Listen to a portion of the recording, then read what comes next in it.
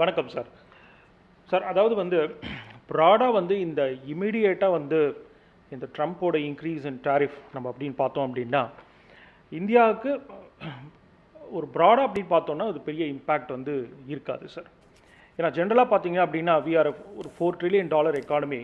நம்மளோட US exports அப்படின்றது வந்து ஒரு 2 to 3% தான். அதில் செகண்ட்லி பார்த்தோம் அப்படின்னா இந்த டாரிஃப் வந்து ரெஸ்ட்ரிக்ட் பண்ணிப்போம். தமிழ்நாட்டுக்கான இம்பாக்ட் வந்துருவோம். ஆம்பூருக்கு லெதர் இண்டஸ்ட்ரியை பாதிக்குமா?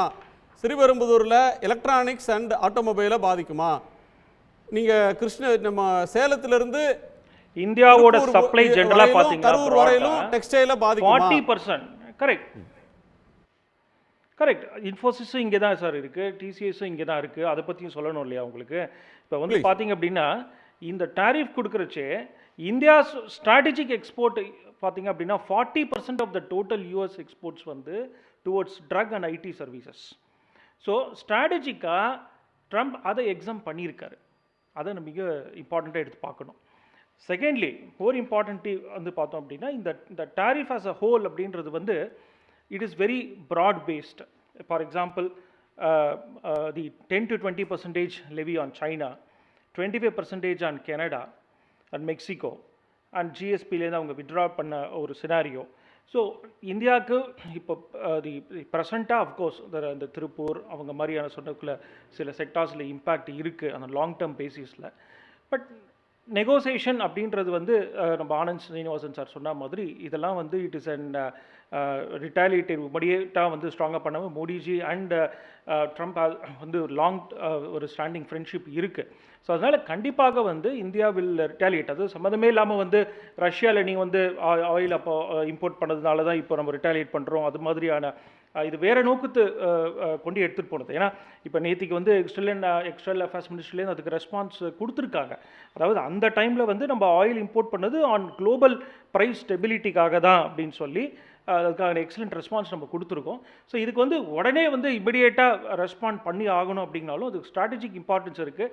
ப்ராடாக வந்து பார்த்தோம் அப்படின்னா நம்மளுக்கு வந்து வி ஹாவ் அப்படி ரொம்ப ட்ரேட் வார் மாதிரி இது போச்சு அப்படின்னா we have control over IT services, we have control over drugs and which are very very sensitive to the US government. ஒரு நிமிஷம் ஆனந்த் குறுக்கிடுறாரு.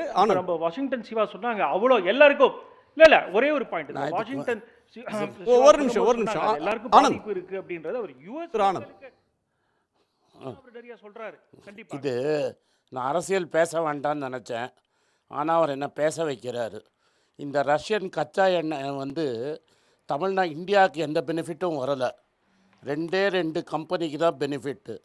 ஒன்று மும்பை இந்தியனோட ஓனரான முகேஷ் அம்பானியோட கம்பெனி மேக்சிமமாக ஆயில் இம்போர்ட் பண்ணி வெளிநாட்டுக்கு எக்ஸ்போர்ட் பண்ணி சம்பாதிச்சு அவர் பசங்களுக்கு 3500 கோடியில் கல்யாணம் பண்ணார்.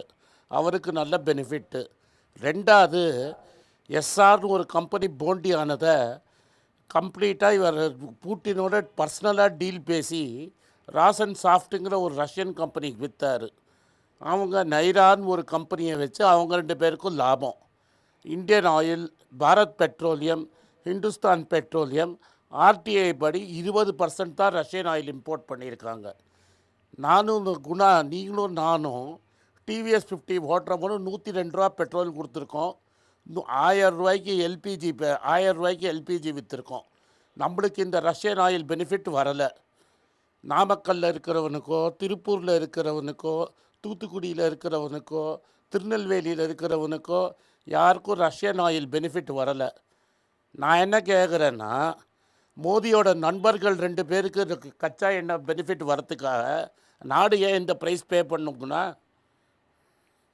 நான் சீப்பாக ஆயில் விற்று எனக்கு பெட்ரோல் நீங்கள் 40 ரூபாய்க்கு கொடுத்தீங்க, அதனால் அமெரிக்கா திருப்பூரில் சாங்ஷன் போட்டால் நான் ஒத்துக்க முடியும். மோதியோட நண்பர் அம்பானி பணம் சம்பாதிச்சார், மோதியோட நண்பர் ராசன் சாஃப்ட் பணம் சம்பாதிச்சாரு. அதுக்கு நாங்கள் நம்ம என்ன இறக்குமதி பண்ண ரஷ்யால இருந்து குறைச்ச விலைக்கு வாங்கின எண்ணெய் வாங்கினதோட பலன் இந்திய மக்களுக்கு கிடைக்கல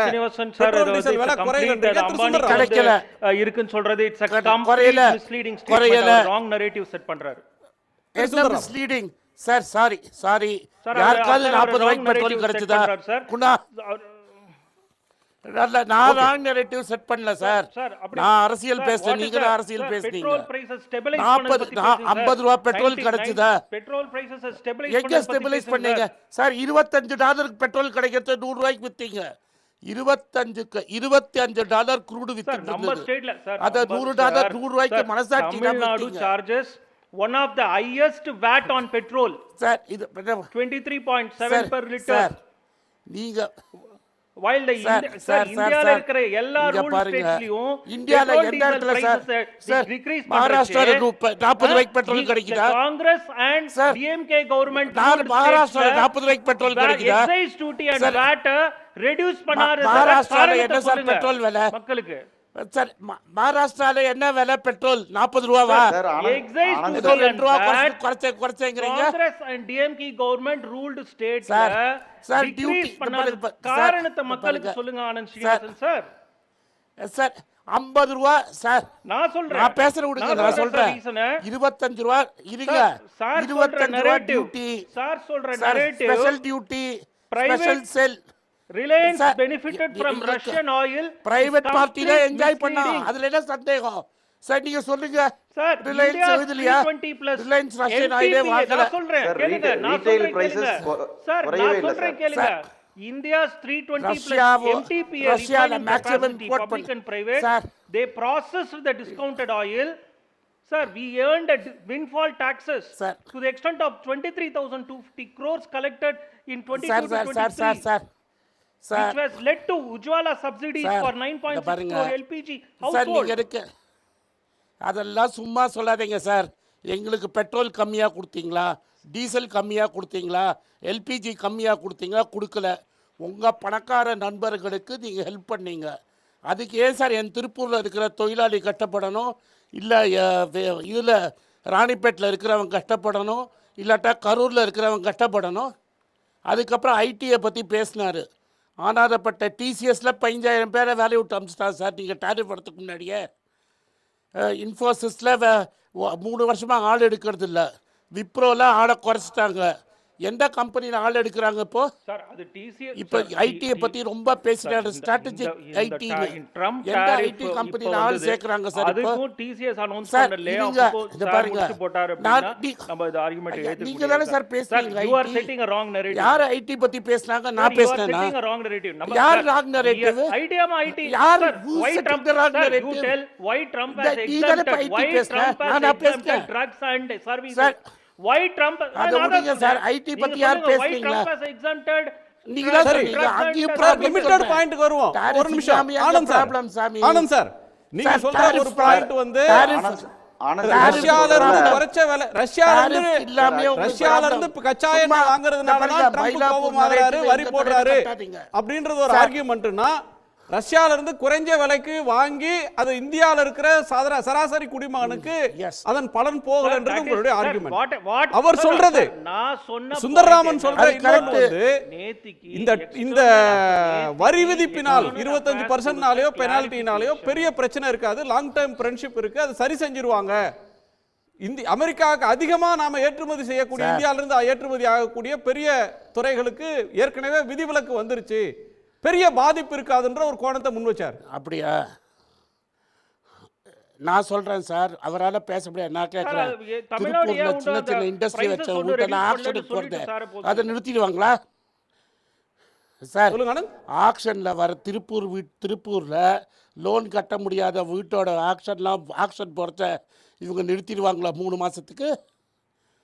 திருப்பூர்ல, ஆம்பூர்ல, வாணியம்பாடியில், அம்பத்தூரில் எல்லா இடத்துலையும் இருக்கிற ஸ்மால் அண்ட் மீடியம் எக்ஸ்போர்ட்டருக்கு பிஸ்னஸ் பணம் வராமல், ஜிஎஸ்டி பணம் திரும்பி வராமல் அவன் வீடு ஆக்ஷனில் போடுறது, அதை நிறுத்திட்டு வரா சுந்தரராமன்.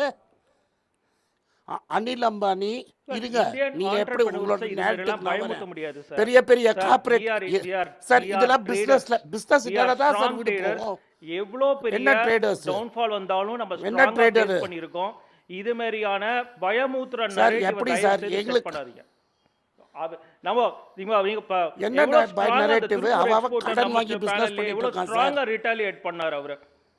ஷார்ட் டேர்ம்ல எந்த பயம் இருக்காது. என்ன retaliate பண்றாங்க?